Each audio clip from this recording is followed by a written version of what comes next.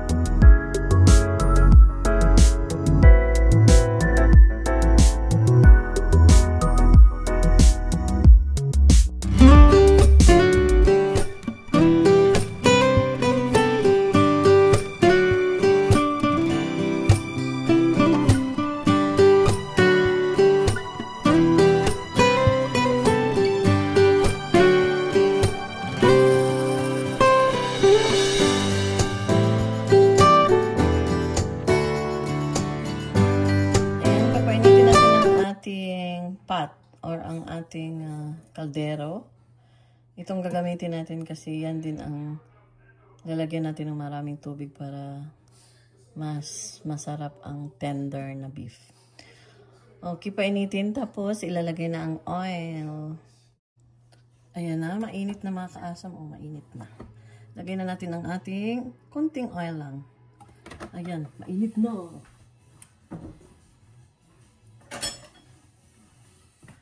Siyempre, unahin natin ang ating, garlic. Dapat hindi masunog ang garlic, ha? Brown lang, ayan. Masunog lang, kaya hinaan, Isusunod na rin ang ating masyado palang mainit. Ayan, isunod ang onions mga kaasam.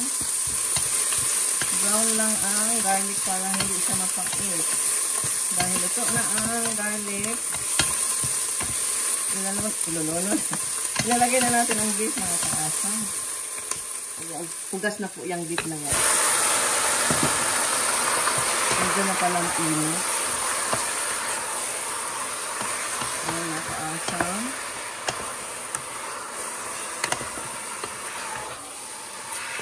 Tapos,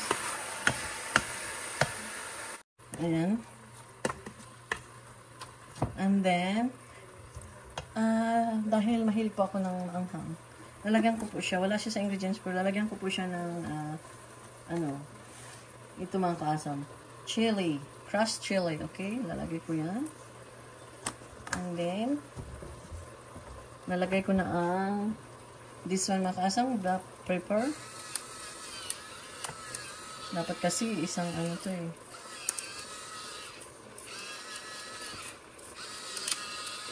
Isang daw, tablespoon. Pero okay lang kasi meron naman siyang crushed chili pepper.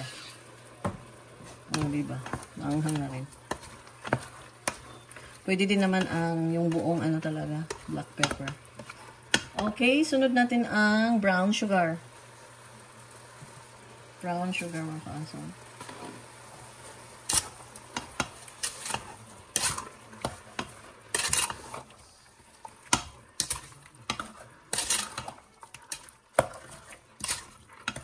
Pwede din yung depende sa dami ng meat. Pwede din yun yung dagdagan yung brown sugar. Kung gusto niyo ng manamis-tamis yung ninyo, yung Paris, pwede niyo yung dagdagan ng brown sugar. And then, ilagay na rin natin ang ating ginger mga kaasam. Ang ginger mga kaasam, nakakatulong yan pag wala ng langsa ba. Yan, nakakatulong masarap. Mas masarap marami. After that, mga kaasam, nalagay na natin lahat na nating dagdagan natin siya ng black pepper, mga kaasam. Medyo hindi ko confident.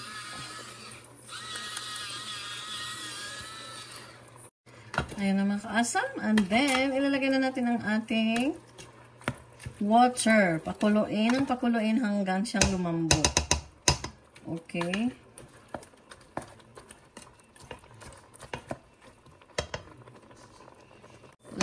Ilagay na natin ang ating water. Kadami-daming water.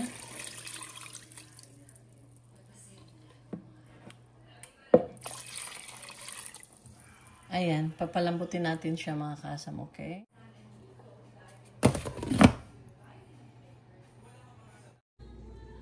Ayan, kumukulo na mga kaasam.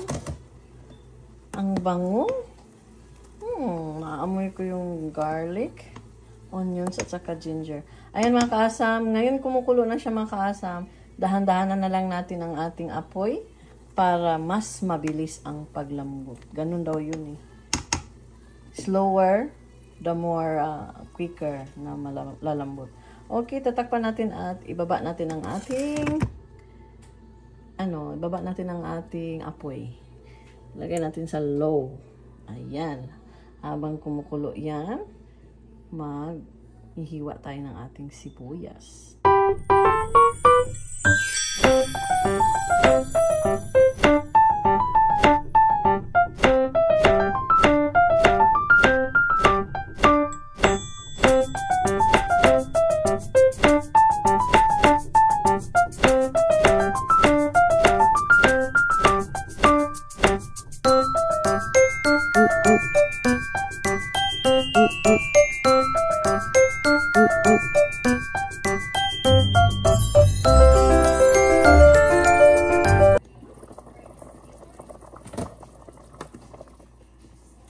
Ayun, malambot na ang meat. Malambot na, makikita mo. Ayan, malambot na siya. So, ilagay na natin ang iba pang ingredients. Kalimutan ko pala mga kaasam, na lalagyan natin ng konting suka. Ayan, konti lang ang suka. And then, it's time to put now the half of the onions, green onions mga kaasam.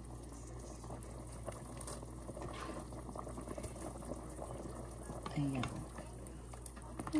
Parang ang sarap na mga kaasam. Ilalagay na natin ang ating magic sarap. Ubus talaga yan mga kaasam. Iubos natin yan. And then, ang cornstarch. Ilagay natin ang cornstarch. Huwag masyadong marami kasi ayoko naman yung malapot. Ano lang, katamtaman lang ang lapot. Okay mga kaasam. Hindi natin iubos lahat. Ayan. Pangit naman yung malapot na malapot. Ganyan lang kalapot. Tama na yan. Ayan. Luto na yan. Tikiman na.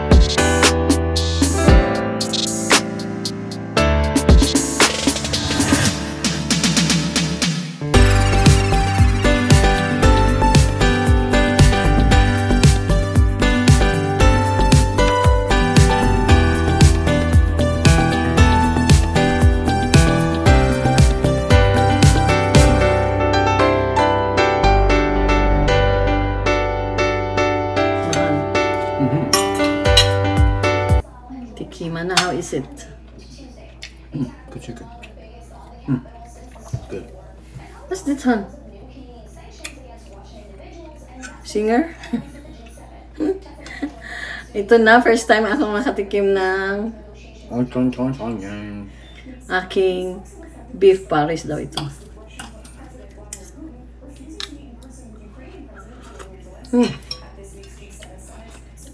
Ganito pala ang lasa.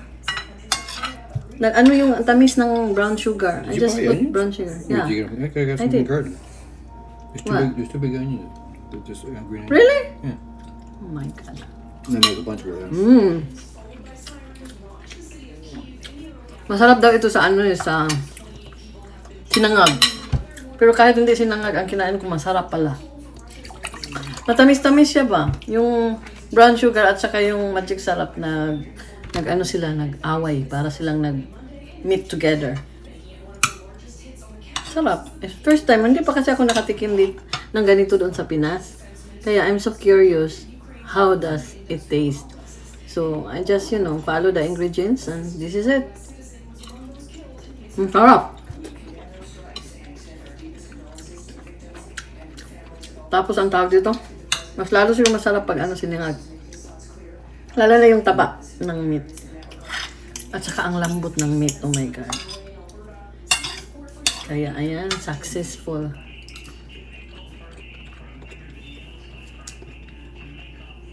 Hindi ako makakumpara kasi first time ko nga ito.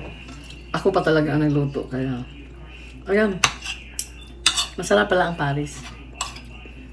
Thank you everyone. Bye-bye.